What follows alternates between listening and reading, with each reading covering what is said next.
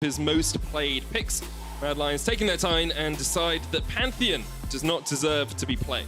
Interesting. So Sagan has played that one time before. I've also been seeing increasingly more Pantheons in the top lane after Whippo pulled out in the jungle too. I've seen Selfmade in particular spamming that champion, so seems like the priority on that has risen quite a bit. And while Aphelios was banned in the last game, our teams still think he is really, really strong and going to lock that in first. The thing about it is you've taken like 200 range off his ult. 300. 300 range, sorry. That's a 50% more than you said. 300 is like 200. We'll just get that one out there. You've taken a bit of damage off his Q as well on the Calibrum gun. Just makes it a little bit harder to get the auto attack resets off that. So it's a bit of damage reduction. It's not a huge amount. You still have a lot of utility in teamfights. You can still get that long-range route. That's also just one of the guns medic, too. He's got four more. He's got 4 more guns. You have to nerf them all. But MF will be the response. It's what we've seen, you know, across the last few weeks. Misfortune, Aphelios, and Senna were the biggest AD carries, and there is Shadow's Lee Sin. Locked in straight away. It's his 6th game on that champ. Yeah, he loves that one. Big time right there. Skeens, too. Been a big fan of that, so I'm curious to see what he rocks into it. The Gragas could be something if he wants to go for an AP jungler to allow Saken to play a physical damage in the mid lane. Also has some nice interactions there on the body slam versus Lee Sin's Q. Instead, though, it will be another initiation jungler. So trying to start off fights from the jungle is Skeens on this Sejuani. And what you love to see next to Sejuani, especially in the solo lanes, are melee champions to pair with it to stack the passive faster, help her out in both ganks to get those early fights, as well as later on in the team fights where she can stun just about anyone. Both Aatrox and Gangplank still available for Cabochard if he wants to take him up towards the top lane, and there is one of the quintessential melees that we see in the bottom lane. Aphelios Braum work really well together, Braum Sejuani work really well together, and so far Vitality are building up a pretty strong team composition. Tarek's going to get locked in here for Kaiser. Now, we did see him play the Tarek Kalista last week in that win versus G2, and Tarek just does a lot to protect his AD carry. This draft has already taught us a lot about the Mad Lions. Because you're wondering, is Kalista Tarek, you know, one of those locked-in duos that you will only see one when it's paired with the other? Mad Lions and Kaiser in particular seem to think that the Tarek is very, very powerful. And I like the Tarek here, assuming that they're able to, you know, go for, you know, you could either go one of two ways, right? You can go for a heavy dive comp next to Lee Sin if you want champions to dive on in there and you're initiating it yourself. But you can also very easily go a kite back comp with this Misfortune. Just drop that R whenever Sejuani enters into a fight. You already know there's not a whole lot of damage coming out of the jungle position, so it means that you're going to be able to get that ult off even with the delay very likely. I'm gonna say you've missed one possibility here, Ender. I've been playing a lot of solo queue, and I've been carried a lot of times by Tarek Master Yi Funnel. No. Now, it's definitely not gonna happen, but it is a possibility whenever you see a Tarek getting locked in. It's not going to happen this game because, of course, we already have the Lee Sin in the jungle for Mad Lions. Kiana and Lucian banned away by them. Diana? Diana. That's the one. It's Kiana, How long have you been playing this game, man? About 7 years now, actually. Yeah, very long. Diana's been viable for 3 months, so there you go. Alongside that, the Vladimir taken away here. It looks like Mad Lions are going to turn to Azir for Humanoid. First time he's played that this split. One of 6 unique champions that have been brought out in the mid lane by the Mad Lions. All right, so you're asking the question, do they go in or do they go back? And it seems like they're going to be going back here with the Tarek Azir. Strong scaling pair right there. And now Vitality probably want to find some long-range answer into that. It's going to be the Ziggs. Oh, I really like this. So Ziggs mid, Aphelios down in the bottom lane. Now, Ziggs, for a lot of different reasons, I'm a big fan. One of which, and the biggest thing, specifically as a counter here into the Azir, is that Azir doesn't really lose many fights when you're both smacking each other in the face. But when you're able to outrange Azir, stay outside the range of those sand soldiers, you can get a lot of work done. And that's where the Ziggs is going to be big value for Vitality. And there's the Gangplank final pick for Vitality. Cabochard will take that up towards the top lane. So we have 2 melees to help out Sejuani from the jungle.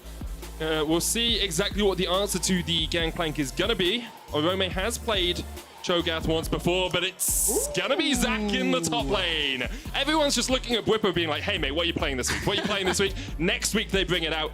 And Zach locked in for a Rome up towards that top side. Yeah, I'll give you that one once we see another top laner play the Rengar in the top lane. But until then, I'll say that this is a trend that's starting to catch on. Of course, Bwipo starting that one off here in Europe with a fun performance on that champion. Now, right now, Mad Lions are kind of all over the place, right? You've got the dive, you've got the kite back, you've got a whole lot of different things. Vitality, on the other hand, are saying, we are going to try and beat you with range. The Gangplank ultimate, the Ziggs ult, a couple of globals or semi-globals right there, but also the initiation tools of Aphelios with that, CC gun, the Sejuani from long range too. You have a lot of really, really good options to take into the later fights. We'll see whether range wins or whether the dive plus kiting back composition wins. Mad Lions, of course, clear favorites. You can see Duke and Mac giving each other a hug on the stage. Worked so well together for Splice last year. Took Splice to the world stage and into the knockouts, where they did falter. But two sides of that previous duo facing up against each other this game. With Mad Lions currently sitting at 6-4, with Vitality currently sitting at 1-9. I think a lot of people believe that Vitality's playoff hopes are over, but they could change things around. We'll hear from Mac backstage right now. Thank you very much, gentlemen. Now, I'm curious, this composition that you put together, we're seeing the Zac back in the top lane, Tarek's back in the bot lane. Talk to me a little bit about what you're trying to do with this draft. Basically, their comp is kind of short range because they have Aphelios as an ADC who tends to want to fight quite close up and like shred people. And they also have Sejuani who wants to come into us. So we feel like if we and Braum as well. So if you pick Tarek and Azir and kite back, then they can't really do that much. And also you have Zac who's really strong with Tarek. Like you can jump in with Zac and stun people, right? Mile-long engage. Yeah, exactly. Sounds like a sound plan. We'll see how it works out on stage. Back to you guys at the desk. Well, Vitality setting up towards the top lane here. Rome, I think, spotted out Cabo Shard. Yeah, he's going to step forward. Rome should be able to just walk his way out of this one. Cabo will be looking for a parlay. But before we really get on into the action, there is something we have to do. And congratulations, Vitality. You won a game. Congratulations, guys. Took you 5 weeks to do it, but in the end, you got one.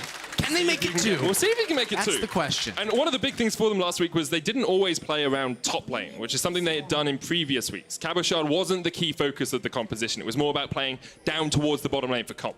And honestly, it seems like they're going to continue sort of putting Cabo Shard more on an island here, right? On the GP pick, not necessarily the champion you look to play through in the early games. So Vitality definitely realizing that if more resources go into players like comp, it could be a very good thing for the squad. Now, we heard Mac talking about, in draft, you're focused a lot on the range of these two compositions, and we said Vitality, they have a whole lot of range, and that's range to initiate fights primarily. That's a very important clarifier, as well as poke with this Ziggs. But as he was sort of saying, I think it is fair to address that within a fight, if you're, within the range of those Azir Sand Shoulders, Karzi's ultimate too, able to cover a lot of distance. There's so much zone control on this Mad Lions team, as well as that Zac jumping in as a huge disruptor into the backline, that the fights could be rather difficult for Vitality to navigate.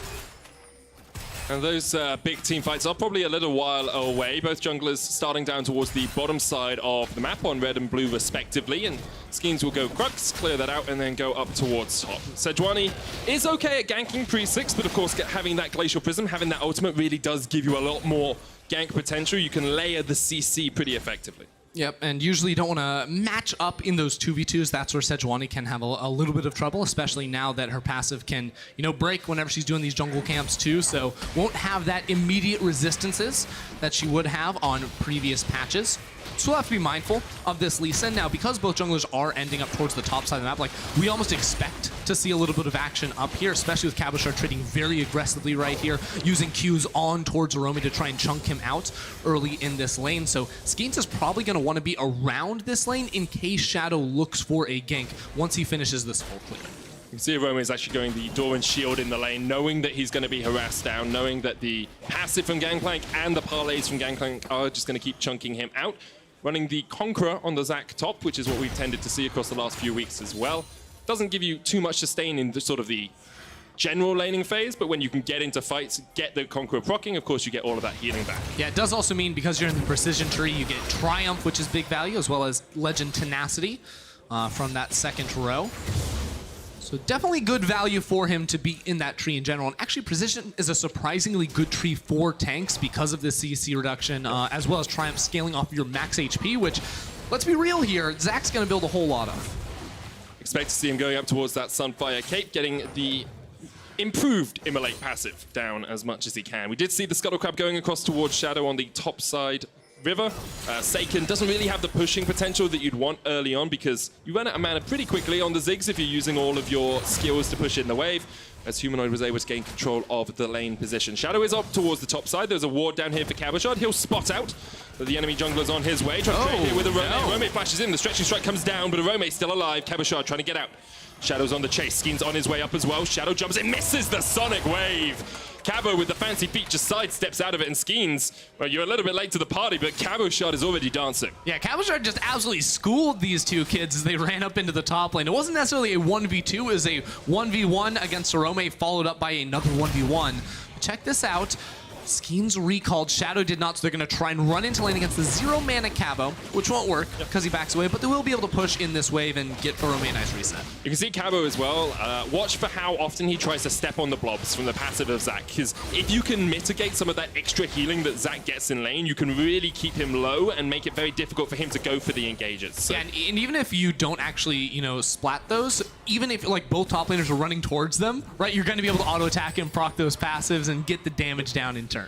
Never heard someone call it splatting before. Yeah, you splat the really blobs. like it, yeah. That's like the most accurate you can get. You splat the flubber if you can. But Cabochard forced underneath the tower by Arome and Shadow. He's still ahead in CS, about 15 up. Bot lane is pretty even, but Skeens is on his way down here. Kazi and Kaiser have just reset, so they'll be back down. Of course, with MF, you get back down into the lane just that little bit quicker because of the strut passive. It means that some of these recalls, you don't actually lose too much of the CS in the lane. Yeah, Comp did go for those tier 2 boots, so this time, for now, until Karzi's able to respond against him, we'll be able to get back into lane pretty quickly. Looks like the wave should push in towards the side of Vitality, and this is the positioning you want for the 2 versus 2, knowing that right now Sejuani is on the bot side of the map, but she is going to be exiting very soon. So they don't want to be overextended, they don't want to be vulnerable in any way. They want to keep the wave back here nicely, and then the next time Skeens returns towards this bottom lane, that's where Vitality can look for a play, because you notice Cabochard, while he just teleported into the top lane, he has the ultimate ready. Ziggs level 6-2 has the ultimate ready, so there's a whole lot of just sort of like artillery damage that can come in from afar once Skeens is also level 6 with the initiation tools to find a fight. The Shadow's going to start up the Infernal. Humanoid has pushed in the mid lane. This should be a pretty easy take for Mad Lions. Skeens, as you said, already passed up pathed up towards the top side of the map. No jungler here to threaten. No Rift Herald on the map either for Vitality to answer with. But Mad Lions strike first and get themselves the Infernal Dragon.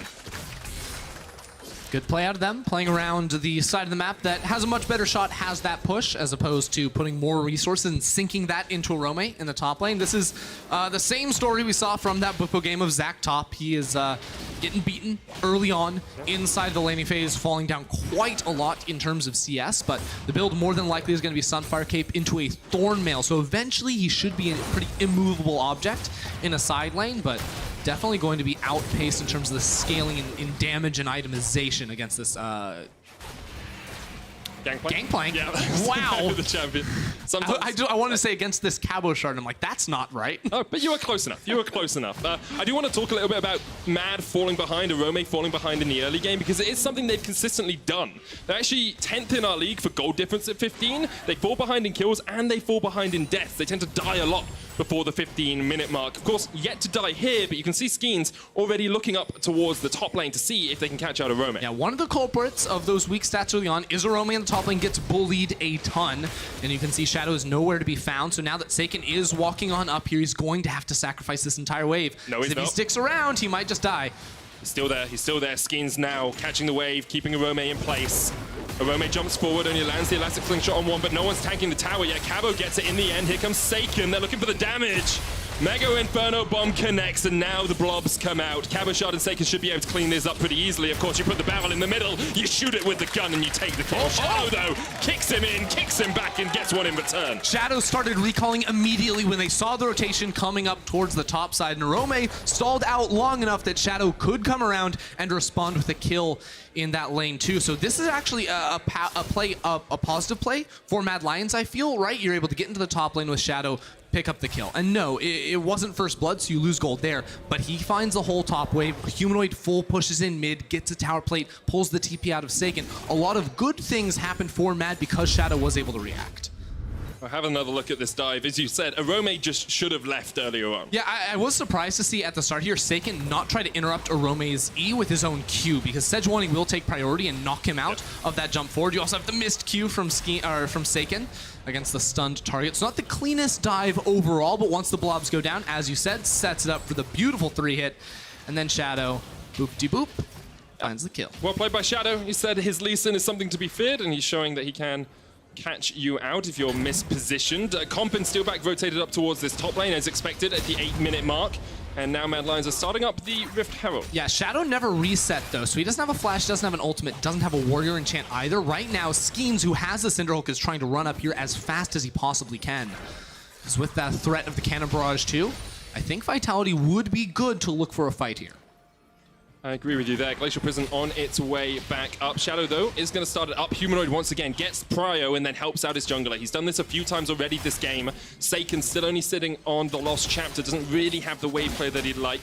Schemes on the blue buff will give Seiken this one, but maybe they're going to slow it down and look to see if this Rift Herald can be contested. 2,000 HP on it. The Eye opens. Shadow going to keep that alive for as long as possible. Looking for the final auto on the Eye. Lands the smite. Humanoid goes in, but Seiken flashes away. Schemes in with the Glacial Prison. Humanoid, immediate cleanse, flashes over the wall and gets away.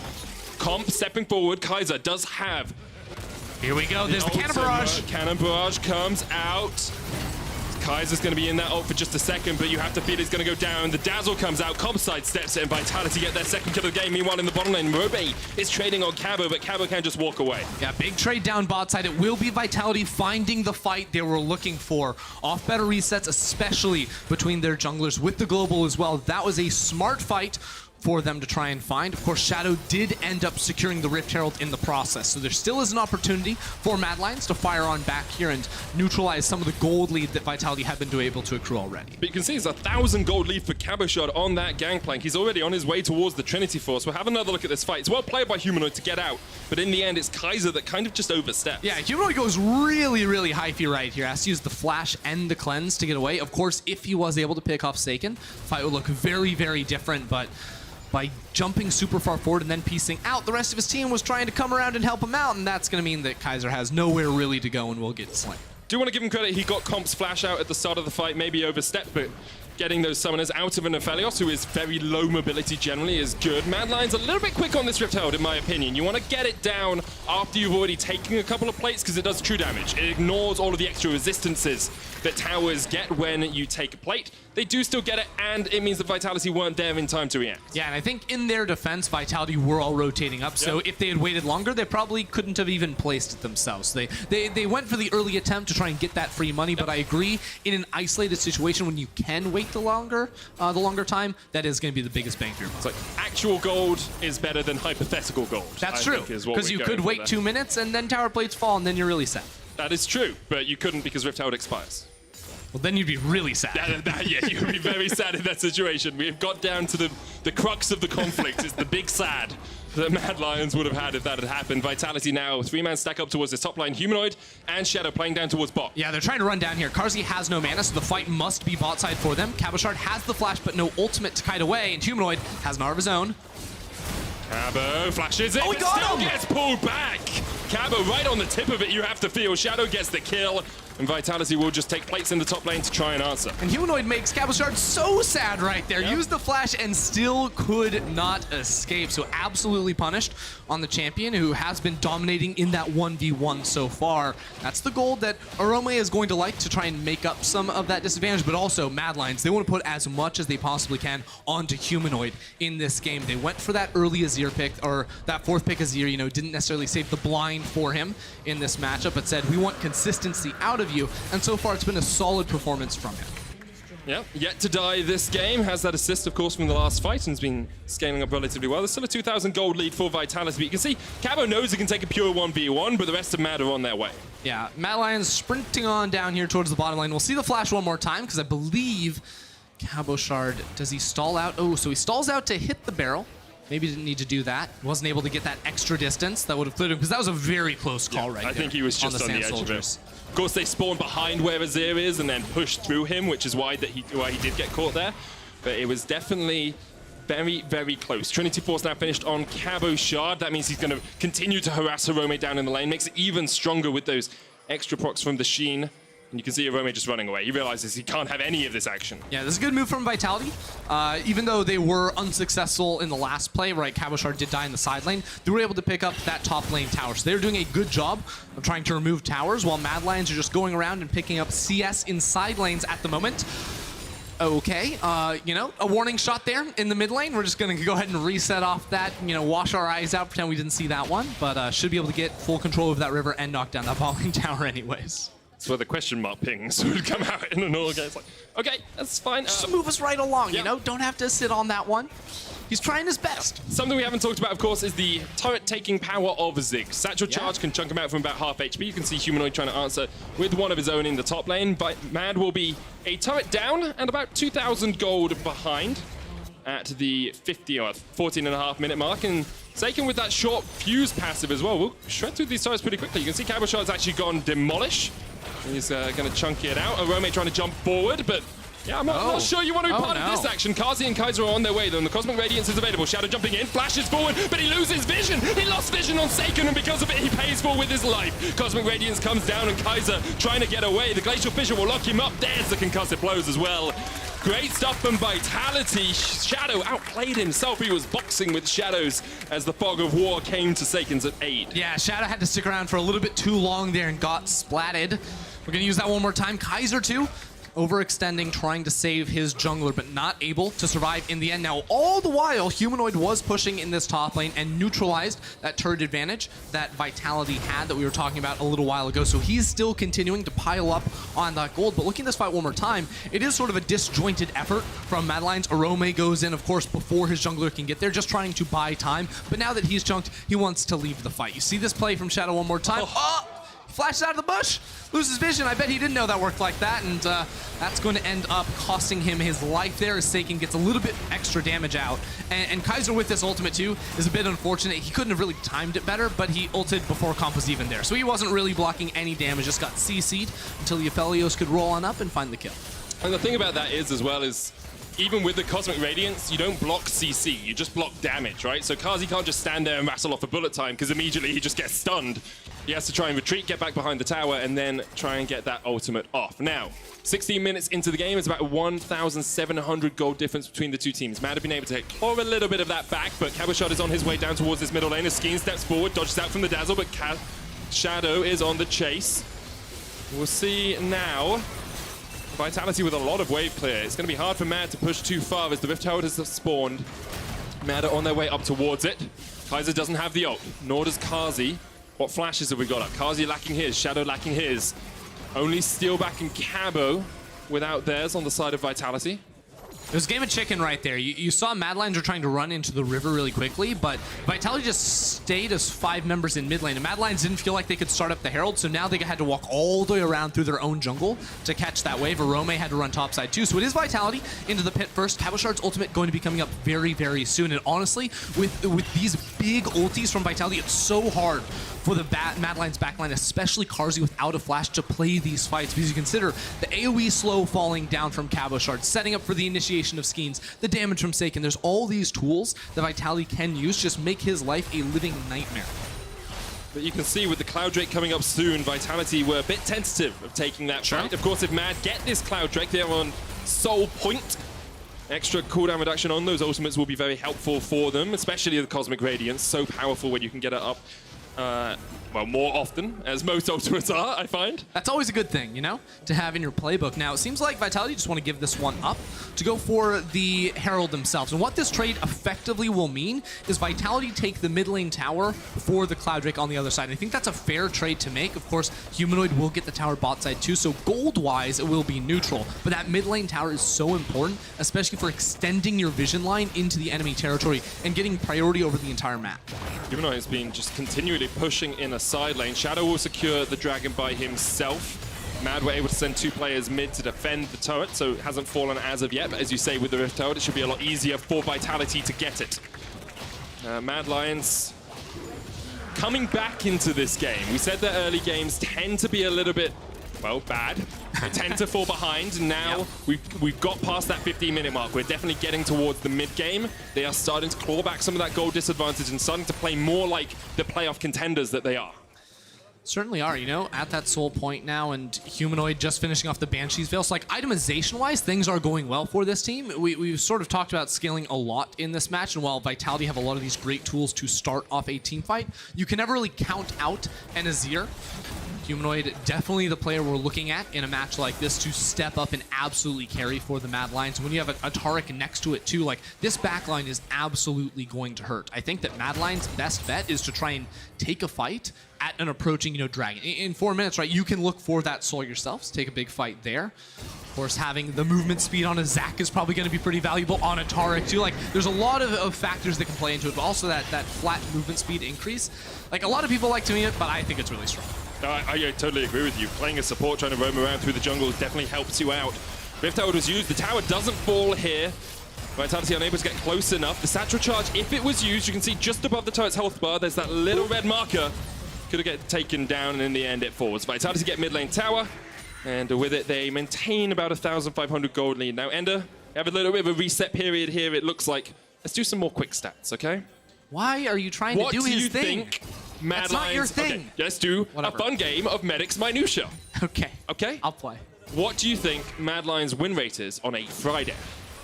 80%. No, it's lower than 80%. 40%. Lower than 40%. 0%. 20%. They have won 1 game on a Friday so far this split, and they have won all of their games on Saturdays. Dude, your stats are lame. Your stats are lame. Look, that was a great stat, right? I have 1 person applauding me in the crowd. Oh. 1 person. A few more. It's good. That's a great stat. No one has ever been like, wow, numbers, that's exciting. Yeah, but maybe they need the Friday to improve for the Saturday. All right, Mad Lions, they're trying to seize mid lane. They're going for the initiation. Okay, Rome jumps in, thank God. Comp's able to get away with the flash, but Look at Shadow, look at Shadow. Shadow has a great position here. Comp's going to try and run away. He's going so fast. It's the cloud map, baby. Wave still hits him, though. He's going so fast. Just running through the jungle, man. The cloud wins quicken. And now the Mad Lions should be able to knock down this mid lane tower. It's Skeens and Steel back here. They surely can't wave clear. And that TP might get canceled. Nah, Taken's going to get there just in time. Just auto it. Seems like a lot of effort. Seems like a lot of effort, Ender.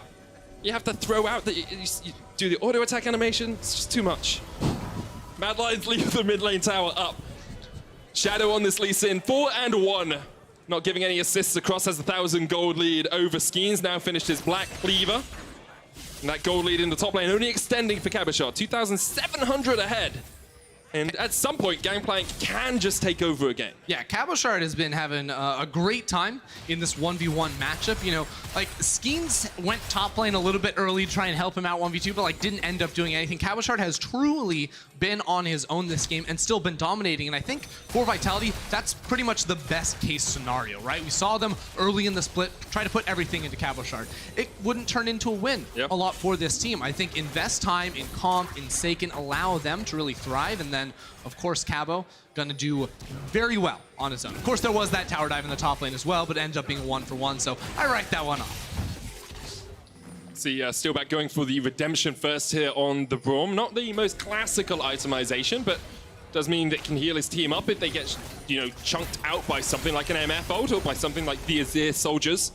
And now we've kind of got to the point in the game where each team are like, okay, we're going to send our strong player into a side lane, and then we're just going to slam our heads against each other in the mid lane.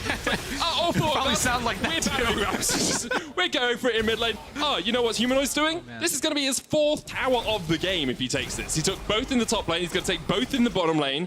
Humanoid gold is just funneled into him. Let's go. I like the way he did it when there were no minions there. It's just like, don't need them for help. Dude, the best part about Humanoid taking all these towers and side lanes is that he still hasn't died while doing it. He hasn't done a single roll this game. Hasn't got a crit fail. Moonlight Vigil coming out. Comp gets the root, but only lands onto a Rome after he falls down with the elastic slingshot. But Vitality do have the prio here. They're going to be able to push in. Kazi's backing away. Vitality say, well, we need to set up vision because there's a Cloud Drake in 18 seconds, and we can't give this one up. But now they don't have ultimate on Comp. Comp has no flash either, so look at Shadow in this Oh, he's bot in the side of the darkness. jungle, right? Like, with no flash on Comp, and Shadow knowing that there's no flash either, it is time for Shadow to try and jump into the back line and pick that guy off. He's got a few different paths he can go. He's actually going to get spotted by a wall. Oh, no, he's not. Yes, he is now. Okay, they know he's there. Shadow jumps in straight onto Comp. Comp, no flash. And there he goes. Shadow with the fancy feet once again finds his kill. 5 kills on the Lee Sin, stepping up rookie of the split material. It's just a beautiful performance by Shadow every single time he gets this Lee Sin. The way he approaches fights, so flawless here. Absolutely painting a target on Comp's back and making him punish, and then allowing Mad Lions to pick up the Cloud Soul while they're still down in gold. Still behind in gold, but now they have the soul. As you say, the Cloud wings quicken, and that soul will be incredibly powerful for Mad Lions. Dude, Shadow has all 5 of his team's kills. No one on his team has more than 2 assists. I've experienced this when you've jungled for me. Dude, yeah, thank you. Yeah. Thank you. I don't was like, give wait, is anyone that the an kills. insult? Is that an insult? No, it's not. Okay, good. It might be a little bit. I'm just gonna say, like, we know jungle is ruined if Vitality win this game. We know it. We know that it is ruined. Nothing about team comps, nothing about scaling. No. Just like, if one jungler gets 5 kills, jungle's done. This guy's just trying to play the game by himself. And so far, it's working. That's a big He got W every play dragon. right He there. got every dragon. He got the first herald. Ah, great stuff. Yeah, I mean, yes, all credit to Shadow, he has played incredibly well. I do want to say Vitality's team comp can still do stuff against Shadow, right? Maybe he gets caught out, you know, Humanoid can still be taken down, although he's almost on his way towards a Rabadon's. We'll see exactly how. I've accidentally drawn on the screen. Oh, and you did it again. Okay, there we are, fixed it. The mystery of the appearing circles. Yes, because I leaned Vegas forward and Vegas won? accidentally No? press it. Okay, so now Vitality have some vision control around the Baron. You can see Mad Lion's going to try and clear it out. Shadow with the control ward will just clear out one, but the poke will be real from Seiken, chucking out those bouncing bombs. Here we go, Vitality stepping forward into darkness. It's Shadow once again, has the flash, has the flank. Is he going to go for it? Who's he looking for this time? Steelback's on the front line, very squishy, only got that redemption. Shadow misses the Sonic Wave. But now you can put Arome down towards the bottom side, Shadow up towards the top, hits the Sonic Wave on Cabochard, not going to jump in, it's the Gangplank, not the target you wanted. Looking for Comp, who has his flash back up. It's actually a bit more difficult for Shadow now because there's flashes on all of Vitality. It's a really important difference, right? Having the backline be able to go back.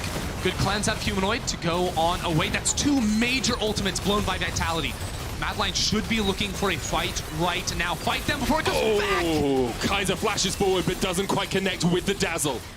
Vitality have control over the river, but there's 1 minion.